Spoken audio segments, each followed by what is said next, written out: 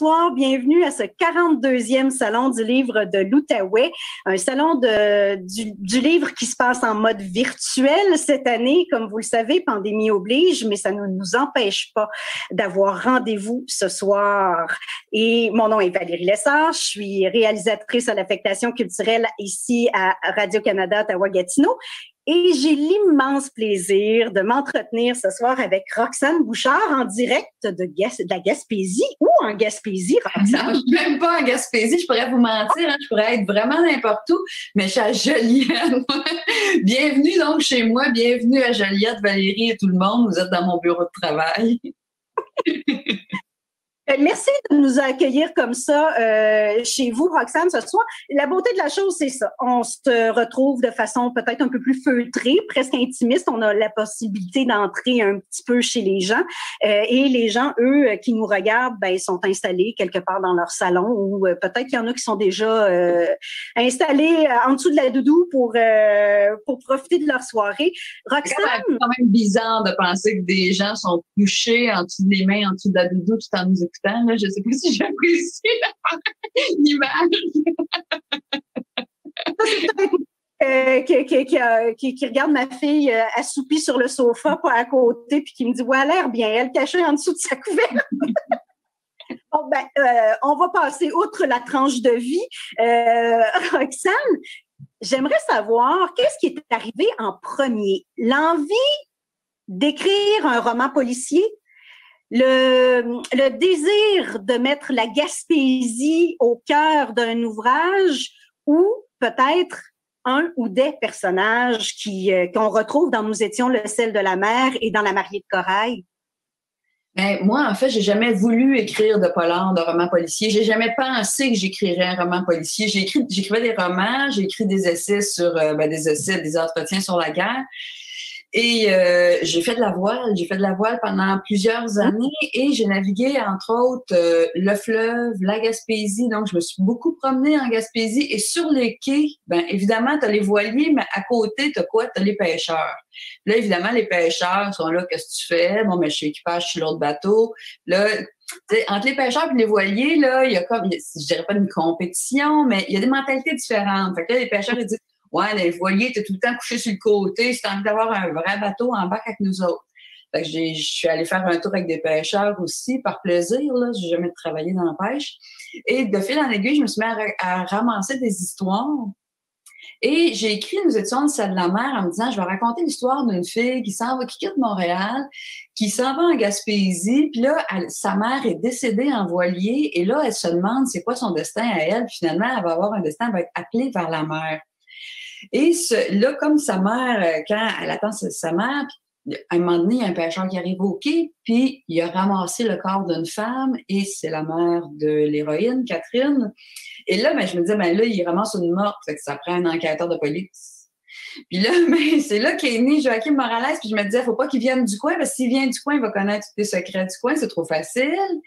Là, je me disais, s'il vient de Montréal, c'est correct, mais il peut avoir des préjugés envers les gens, ou pas aimer ça, ou être juste là de passage. Fait que là, je me disais, s'il est né sur le bord de la mer, il a migré vers la ville pendant des années, et se retrouve près de la mer, il retrouve une ambiance à laquelle il a envie d'appartenir, tout ça, sans connaître les gens.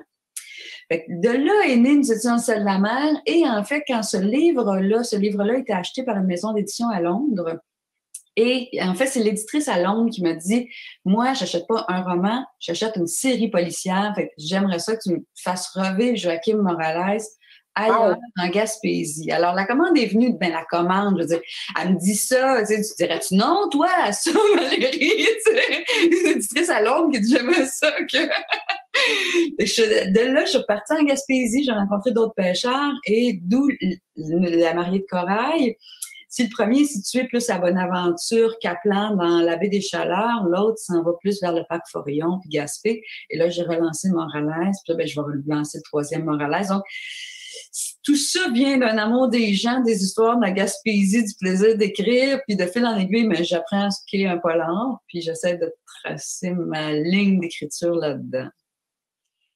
Il y a quelque chose de fascinant dans cet appel de la mer et on va parler de Cyril tout de suite peut-être, qui est un des personnages que moi je trouve absolument extraordinaire. Bon, évidemment, il est malade et il a de la difficulté à respirer, donc ça s'inscrit même dans la manière d'écrire les dialogues quand il prend la parole. Mais c'est un homme aussi qui a un immense respect pour l'eau, pour le fleuve, la mer, et qui trouve donc les citadins, quand ils débarquent en Gaspésie, ils ont une manière très particulière de la regarder, cette mer-là, de manière comptable. Je trouve fascinant. Les gens, ils demandent, qu'est-ce que tu vois? Ben, je vois un bateau, 2 bateaux. Non, c'est une manière comptable de voir la mer. Est-ce que c'est quelque chose qu'on vous a reproché à vous ou au contraire, vous aviez déjà cette sensibilité? Non, ben moi, en fait, j'ai fait le tour. Renaud Boissonneau, dans le premier livre, reproche au guide de la Gaspésie d'être un guide donc bien technique. Tu pars, tu fais un village, tu fais l'autre village. Le lendemain, tu couches là, tu fais l'autre village, tu vas voir telle affaire. Puis là, Renaud, il pogne ça, puis il dit ça, c'est une guide qu'il faut surtout pas suivre, puis il jette ça au vidange. Mais en fait, ça vient un peu de mon expérience. Ma première expérience de touriste, en fait, c'était ça. Ce que les gens font souvent, la première fois qu'ils vont en Gaspésie, ils font « OK, je vais faire 10 jours, je vais faire une tournée de la Gaspésie, je vais suivre tout le tracé comme touristique, historique. Je vais visiter tout ce qu'il y a à voir, je vais faire toutes les petites boutiques, je vais revenir chez nous. » Mais je vous le dis, quand vous avez fait ça, vous avez rien vu de la Gaspésie. Parce que vous n'avez pas jasé avec les gens. Il faut traîner sur les quais, déranger les pêcheurs, être dérangé par eux autres. Tu arrives sur un quai commercial avec ton char, puis là, tu te dis « Oh, j'aimerais ça voir comment ça marche. » T'es dans les jambes de tous les pêcheurs, tu sais, tu te fais klaxonner par tous les pick-up qui te demandent de te tasser. Mais pour moi, c'est ça. Puis à un moment donné, ben, t'arrêtes. Tu lâches ton char, tu marches, tu jases avec le gars qui va traîner, lui, pendant ce temps. Il est 2 heures au quai parce qu'il attend une pièce pour son moteur de bateau. L'autre est en train de décharger sa cargaison, puis après ça, il s'installe, il jase. Et là, à partir du moment où tu commences à jaser avec les gens, tu découvres ce qu'est la vraie Gaspésie avec les histoires historiques, tu sais, qui sont les mêmes, dans le fond, que tu vas te faire compter au musée, sauf que ça va être bien plus le fun au quai. Et donc, de fil en aiguille... Pardon? Ça prend une autre dimension, beaucoup plus concrète, beaucoup plus enracinée. Oui, ben oui. Puis là, quand tu commences à jaser avec... Là, je me souviens qu'à un moment donné, je cherchais des histoires, puis les gens, ils m'emmenaient. Je me souviens qu'à un moment donné, justement, des types comme Cyril, ils me disaient « Ah, tu veux des histoires? Viens-t'en, suis-moi en troc. » Fait que là, moi, j'embarquais dans mon char, puis là, je le suivais, puis là, il arrivait chez quelqu'un, là, il klaxonnait, le monsieur, il regardait par la fenêtre, puis là, Cyril, il faisait signe, check la fille qui est là, puis il s'en allait, lui, il me laissait là tout seul dans le cours avec quelqu'un que je connaissais pas, sans m'avoir présenté rien. Mais c'était extraordinaire, dans le fond, parce que je me suis fait raconter la Gaspésie autrement.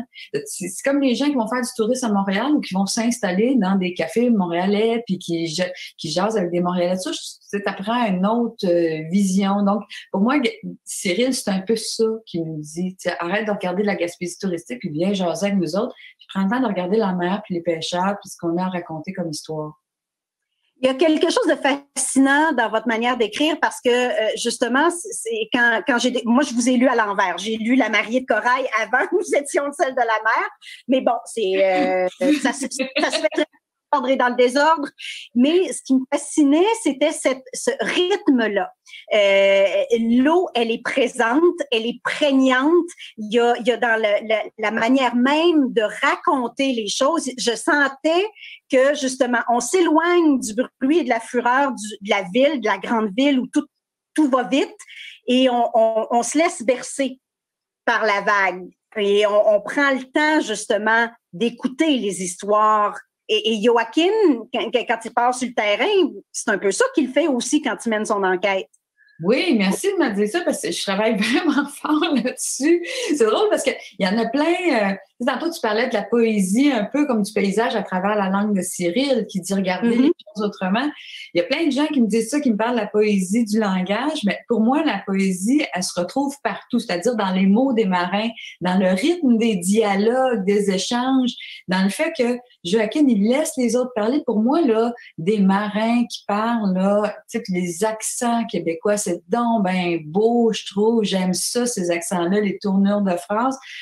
puis de regarder, d'entendre ces gens-là parler, puis de parler aussi avec le paysage. Fait que j'essaie tout le temps de, mettons, dans La mariée de corail, il y a Jimmy, le jeune frère d'Angèle, qui a mal du décès de sa sœur. Et là, quand il parle à Joachim, j'ai fait exprès, bien sûr, tu sais, je les mets à côté de la mer avec la marée qui descend. Et donc, c'est comme son cœur un peu mis à nu par l'enquêteur qui lui pose des questions. Et à côté de ça, t'as les mouettes qui crient, mais les mouettes qui crient, c'est lui à l'intérieur qui crie puis qui hurle puis ça marche pas son affaire, tu sais. Fait que, puis même chose avec Sébastien quand il jogue, puis puis il est devant quoi? Il arrive devant la mer qui secoue, ben c'est tout lui-même qui voit secouer là-dedans. Fait que pour moi, le paysage, puis d'ailleurs, c'est ça qui se passe aussi quand on est devant la mer. À un moment donné, tu sais, on parle, puis à un moment donné, on dirait qu'on devient silencieux, puis on va juste regarder, comme si la mer nous avait vidé de nous-mêmes. Ben, il y a quelque chose d'hypnotisant, justement, dans ce mouvement de la mer qui monte et et le ressac et cette espèce de mouvement perpétuel qui finit par nous envoûter à quelque part puis nous faire peut-être justement nous ramener à quelque chose de plus essentiel et à un autre rythme de vie. Il y a plein de personnages, donc il y a des tournures de phrases qui sont propres à chacun et à chacune. Il y a ce personnage de Joachim et vous avez mentionné Sébastien qui est son fils, Roxane. Il y a donc la réalité aussi d'apprivoiser un nouveau milieu de vie pour lui, l'inspecteur Morales, qui débarque donc en Gaspésie, qui se transplante là-bas, qui est ce regard-là, justement, qu'est-ce qui vous permettait, outre le fait qu'ils ne sachent pas, qu'ils ne connaissent pas toutes les petites histoires de tout le monde déjà, qu'est-ce qu'il vous permet, ce personnage-là? Moi, en fait, ce personnage-là, c'est un peu une relation amour-haine, là, parce que, comme je te disais tantôt, c'est que moi, au début, ce personnage-là, là, il était là pour un livre. Mais à partir du moment où j'ai fait, OK, je fais une série avec lui, là, je me suis dit, mais c'est qui ce gars-là? Je me suis aperçue qu'il fallait que je le définisse. Puis là, quand je reprends ces caractéristiques du tome 1, je me dis, OK, avec quoi je le bâtis? Et moi, je ne fais pas partie de ces auteurs à qui les personnages parlent. Moi, je fais parler les autres. Fait que, tu sais, il y a comme une construction. Fait que là, je me dis, OK, il y a beaucoup, beaucoup de femmes, entre autres, qui m'ont dit, j'aime beaucoup ça que Morales, il fasse à manger pour séduire Catherine. Là, je me suis dit, OK, j'aime ça, moi aussi, l'affaire que, OK, lui, c'est ça sa passion. Il aime pas le jazz comme le Bosch de Michael Connelly. Il est pas alcoolique comme certains Scandinaves. C'est comme certains détectives scandinaves. Et là, j'haïssais pas ça. Mais au-delà de ça, moi, je pense que ce qui définit ce personnage-là, à mes yeux, c'est la nostalgie. C'est pour ça qu'il y a toute la vague de ses propres souvenirs qui remontent en lui. Puis là, on apprend que son grand-père a été pêcheur, que sa grand-mère cuisinait des affaires. Et là, tout ça remonte. Puis dans La mariée de corail, c'est pas pour rien que son fils arrive aussi, c'est que ça lui permet de créer une lignée entre si mon fils me reproche d'être ça, mais qu'est-ce que je suis, moi, dans le passé? Et là, ça l'amène à se définir. Et en parallèle, ça va l'amener à définir qui sont les meurtriers par rapport à leur filiation, puis qu'est-ce qu'ils ont à se prouver à eux-mêmes par rapport à leur filiation. L'idée de la nostalgie, pour moi, ça m'interpellait beaucoup dans le deuxième livre. Le premier, c'est toute la nostalgie de Morales qui arrive, bon, tout ça, puis ses amours. Puis pour moi, c'est drôle parce que j'ai demandé à des femmes des femmes qui m'ont écrit parce que, tu sais, d'origine latino-américaine ou mexicaine, installées au Québec depuis longtemps, qui me disent, votre personnage me fait penser à ça. Puis là, j'ai dit, OK, quelles sont les différences et les similitudes entre un homme de 52 ans qui est né au Québec, qui a vécu toute sa vie ici, ou un Mexicain comme Joachim Morales qui serait arrivé à 20 ans? Puis ces femmes-là, ce qu'elles m'ont dit, c'est super intéressant parce qu'ils m'ont dit, dans le fond, nous, on s'ennuie du Mexique, donc on est toujours hantés par la nostalgie. Ce qu'on aime, c'est la bonne bouffe, puis se retrouver autour d'une table, un peu comme les Québécois, vous aimez ça. La chaleur, la musique. Maintenant, le deuxième, je fais danser, il y a Sébastien avec son père. Et là, il disait, il y a beaucoup de traits caractéristiques, dans le fond, de nos cultures, puis on n'est pas si loin que ça. Donc, j'essaie de respecter le personnage de Joachim Morales dans ses origines, mais en même temps, pour moi, il est complètement québécois. Tu sais, quand ça fait 30 ans que tu habites ici, puis tu parles québécois, puis tu as travaillé québécois, puis tu as élevé des enfants ici, Fait que pour moi, ce personnage-là, il me permet tout ça, donc d'aller dans une certaine sensibilité, de le faire danser, faire de la musique, être attiré par les femmes, tout en étant brillant. Puis là, je publie le 3e Morales fin avril. Dans le 3e Morales, là, on voit un côté qui est plus dur, là, parce qu'il tue quelqu'un, puis, tu sais, il est plus policier, enquêteur avec une drive, là. On a beaucoup parlé des hommes jusqu'à maintenant. Les deux victimes dans chacun, dans Nous étions le sel de la mer, c'est une femme. Dans La mariée de corail, ben, le titre l'indique, c'est une femme. Mais ce sont deux femmes qui quand même ont cherché à prendre une place dans un milieu qui est quand même plus masculin. Dans le cas du deuxième, dans La mariée de corail, Angel, justement, c'est une femme qui avait son propre bateau de pêche. Mais dans ce milieu-là, c'est pas facile pour une femme de percer, de faire sa place, d'être reconnue, d'être acceptée. Ouais, en fait, le personnage d'Angel Roberts, là, toutes les petites histoires qu'on raconte autour de ce personnage-là, c'est-à-dire que, tu sais, à un moment donné, elle parle que quand elle a acheté un bateau, personne ne voulait travailler avec elle. Elle a engagé des gens qui la laissaient tomber. À un moment donné, c'est son oncle qui est venu l'aider. Après ça, elle installait ses cages. Puis les cages sont reliées à des fils uniques qui sont reliés à un fil commun, là. Puis ils sont attachés comme par 10-12 cages avec 2 bouées. Puis il y a des gens qui allaient couper les câbles pour laisser donc tomber tous les fils au fond de la mer, donc ce qui fait en sorte que les pêcheurs perdent leur cage. Mais toutes ces anecdotes de merde-là, dans le fond, qui sont arrivées, c'est des anecdotes qui m'ont été racontées par une vraie pêcheuse gaspésienne qui s'appelle Gaétane Cloutier. Et Gaétane, elle avait un bateau avec son mari. Son mari est décédé quand elle était jeune et donc elle est devenue pêcheuse en Gaspésie, de homard. Puis toutes les anecdotes qu'elle m'a racontées, ça y est arrivé pour vrai. Puis elle me disait, faut être faite forte. Puis d'ailleurs, j'ai vu un reportage à un moment donné en ligne où il y a des femmes, je pense qu'il y a 3 femmes pêcheurs de homard en Gaspésie, et les 3 femmes disaient, c'est des milieux durs. Ben, entre eux, il y a de la compétition. Là, on se comprend là, qu'on soit homme ou femme, il y a de la compétition. C'est pas toujours facile. Je dis, c'est pas tout le monde qui s'aime, là. Puis rendu sur l'eau, des fois, c'est pas toujours beau ce que tu entends dans le VHF. Mais la situation des femmes, c'est sûr, c'est un univers d'hommes. On touche à mais c'est un milieu, celui de la pêche, qu'on connaît mal, ou en tout cas qu'on connaît très peu. Je veux dire, il y a, à travers La mariée de corail, de façon peut-être plus spécifique, on parle de quotas de pêche, on parle des permis, de comment on réussit à acquérir justement ces bateaux-là, toutes les tractations, les magouilles. C'est quand même un milieu fascinant à découvrir ou à faire découvrir aussi. Moi, je trouve ça extraordinaire. Je trouve que quand mon éditrice à Londres m'a dit « Lâche-toi là, puis fais une série », là, je trouve tellement qu'elle m'a comme ouvert quelque chose. Tu sais, elle a fait « Ah ouais, go, je te lance là-dedans ». Et c'est un champ de jeu, c'est un terrain de jeu extraordinaire parce que, justement, dans le premier, je parlais de l'univers plus de la voile par rapport au mardi de la baie des Chaleurs. Là, après ça, le deuxième, c'est les gros crevettiers. Puis là, il y a toutes des chicanes, des guerres de clans. Après ça, quand est arrivé le moratoire à Amorus, ce que ça a fait sur les... Mais c'est toutes des histoires qu'on apprend au musée. Mais je veux dire, moi, le moratoire à Amorus, là, j'avais 22-23 ans quand c'est arrivé. Là. Puis c'est chez nous, c'est au Québec. Puis c'est une histoire de gens qu'on côtoie, dont l'économie a été chamboulée complètement. Je trouve que c'est formidable. Puis, tu sais, les gens que je rencontre, ça leur est arrivé pour vrai. Mais tu sais, je parle d'un bateau de bois qui a passé au feu. C'est Réginald Coton de Gaspé, dont le bateau est passé au feu de Rivière-au-Nord.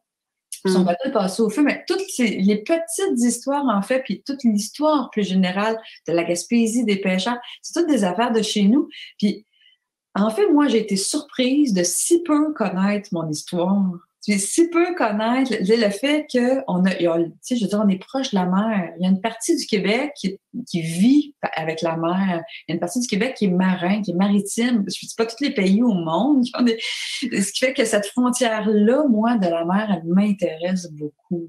Puis même, c'est ça, dans celui-là, là, tu vois, il y en a un je parlais de la voile. Celui-là, c'est les bateaux qui sont proches, dans le fond, de la côte. Dans le prochain, on est carrément en mer sur des bateaux. Je trouve que cet univers-là, en tout cas, pour moi, il y a encore pas mal d'espace de jeu, là. Il y a quelque chose de quand même fascinant. Vos romans sont traduits, Nous étions le sel de la mer et La mariée de Corée ont été traduits en anglais, en allemand aussi. Et c'est quand même une éditrice anglaise qui vous a qui vous a poussé à en faire une série. Qu'est-ce qu'il y a dans cette histoire-là, dans ces histoires-là, qui justement font écho peut-être à des réalités ailleurs aussi, visiblement?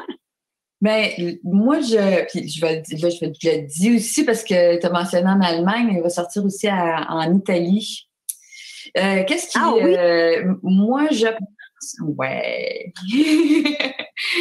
Moi, je pense, en fait, que l'intime, tout ce qui est très intime est universel. Il y a des gens qui me parlent de ça, là, de vouloir faire international. Moi, ça m'a jamais rien dit, ça, faire international. C'est pas parce que je mange un mets italien avec un vin, en buvant un vin français que je me sens bien international. Je dis, moi, je suis québécoise, puis il y a quelque chose... Je suis une grande admiratrice, en fait, des pièces notamment de Michel Tremblay. Je suis jamais revenue du fait, je suis émerveillée du fait que quelqu'un qui raconte ce qui se passe dans des cuisines de madame qui se chicanent sur le plateau Mont-Royal, fasse le tour du monde, soit traduit genre en 58 langues, là. Mais qu'est-ce qu'il y a là-dedans? Tu pourrais dire, mais voyons, c'est le Montréalais, un peu quétaine, des filles qui jouent, comme au bingo. Mm-hmm.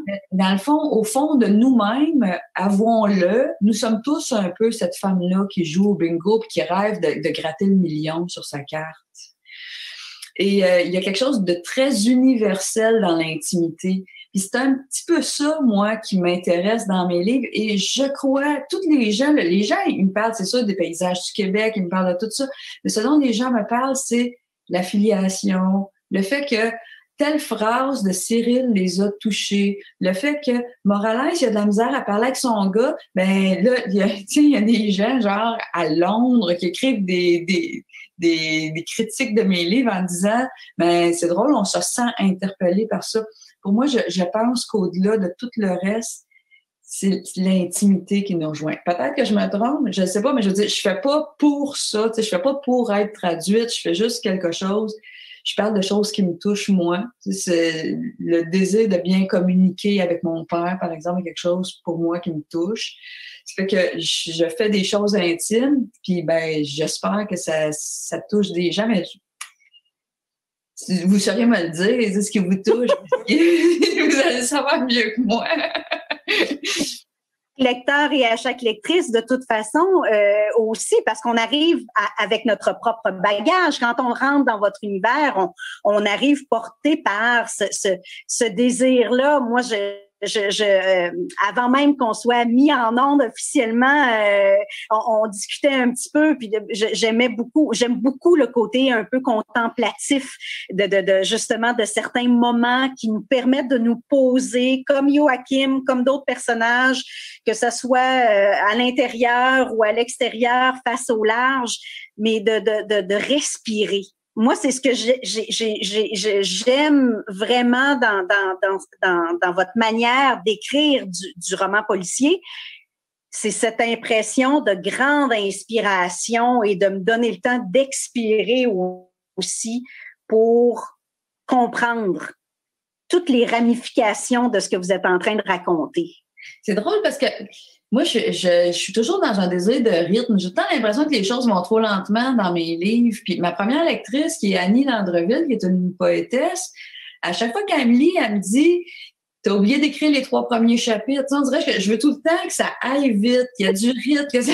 Elle fait tout le temps. Elle me dit « Là, Roxane, tu commences trop tard. Commence par installer tes personnages. » Là, je recommence, puis je fais mes devoirs, tout ça, mais... Moi, on dirait que je suis aspirée par ce rythme-là, puis qu'il faut me ralentir. Fait que je trouve ça drôle de me faire dire, Valérie, dans ton livre, on respire, ma foi du bon Dieu. Mais je trouve ça super. Moi, je pensais que dans mes livres, on mangeait des sushis, puis on faisait... Écoutez, Cyril, j'ai arrêté de regarder autour de moi un comptable. C'est ça. Mais là, le pire, c'est que Cyril, il meurt. Parce que c'est ça l'affaire, c'est que dans le premier, Dans le premier, c'était un livre c'était un personnage que j'aimais beaucoup. Mais moi, je ne savais pas là, que je faisais ça pour faire d'autres livres. Fait que je me disais, OK, on va le condamner, ça va nous faire comme un petit côté, ça va aspirer nous autres notre propre nostalgie de quelqu'un qui s'en va. Après ça, ben, dans le deuxième, il a bien fallu qu'il meure à un moment donné. Je veux dire, il est pris des poumons, là. Donc, mais là, quand il est, tu sais, là, il est mort, là, tu fais, OK, comment je vais faire pour rebâtir d'autres personnages, puis d'autres. On dirait que ça me met, c'est une série qui me met au défi beaucoup. Ce qui est intéressant aussi, c'est que la pandémie a quand même permis, parce que là, justement, on aurait pu attendre un peu plus longtemps avant de pouvoir lire le troisième Morales. Là, il arrive pas mal plus vite que ce qu'on aurait. Ben, moi, en tout cas, je suis très heureuse, là, c'est pas la question. Mais à quelque part, est-ce que vous êtes étonné, justement, de ce que la pandémie vous a permis? Je sais que pour plusieurs, ça a été une période de fermeture à tout, impossible de sentir qu'on était capable de créer. Pour vous, ça a été le contraire. Ça a été une période qui vous a permis ça. Ben, moi, c'était bien particulier parce que non seulement j'étais en pandémie, mais en plus, j'avais une capsulite dans l'épaule gauche qui fait que j'étais incapable de travailler à l'ordinateur. Oh. Mais fait que j'aurais pas dû écrire. Sauf que nos appareils cellulaires ont des dictaphones maintenant, ce qui fait que c'est le prochain roman, Le Murmure des Akapiks. Je l'ai presque tout dicté sur mon téléphone et recorrigé avec le pouce avant. J'envoyais mes textes vers mon traitement de texte, puis je retravaillais avec la main droite. Faut dire que moi, la pandémie m'a affectée comme tout le monde, sauf que j'écoute presque pas les nouvelles depuis très longtemps parce que je suis une hypersensible à tout ce qui se passe et ça me met tellement à l'envers, je fais des cauchemars, tout ce qui fait que mon chum filtre toutes les nouvelles pour moi depuis des années. Ce qui fait que j'ai toujours comme plus des belles affaires. Mais grosso modo, c'est ça, je me suis assise. Puis, faut dire aussi que la Marie de Corail, là, elle devait sortir en fin avril, début mai l'an dernier. Et à cause de la pandémie, on a repoussé le lancement fin du mois de juin. Et Le Murmure des Akapiks arrive fin avril, donc il arriverait comme un an après l'autre. Et il est un peu moins volumineux. Je vais pas vous le cacher, il est un peu moins volumineux que l'autre. Mais c'est drôle parce qu'un coup lancé, je pense que le premier et le deuxième sont plus difficiles à faire parce que c'est le temps que tu définisses tes personnages principaux, que tu définisses les lieux, plein de coups tu fais OK, c'est bon, là, je pense que je le maîtrise, le Morales. Je pense que je sais ce que j'ai envie de faire. J'ai déjà le 4e en tête, j'ai déjà une 50aine de pages. Là, je suis arrêtée à cause d'un autre projet, mais j'ai le 4e en tête, puis je suis déjà en train de le travailler, puis ça va bien parce que ils sont définis, l'espace est défini, là, je le sais où je m'en vais avec ces personnages-là. Fait que, moi, je trouve que c'est comme un peu Astérix ou Obélix, là, ou Fred Pellerin avec son village. C'est que, tu sais, Astérix ou Obélix, à un moment donné, tu sors le barde, tu le remets dans sa poche. Fred, c'est la même affaire, tu sais. Il décide qu'il sort la boulangère, il sort le curé. Tu sais, qu'il y a comme tout un village d'établi, puis à partir de là, tu bâtis ton histoire. Puis là, moi, dans le fond, c'est la première fois de ma vie, là, parce que celui qui va sortir au printemps, c'est quand même mon 9e livre. C'est la première fois que je fais une série, que j'ai des personnages tout faits, tout établis. Hey, c'est le fun. C'est le fun en tabarouette. Moi, j'ai bien hâte de savoir à quel point la vertèbre d'une certaine Simone va continuer à travailler Joachim. Je pense que j'en perds la page 3 de la vertèbre. Tu vas être contente.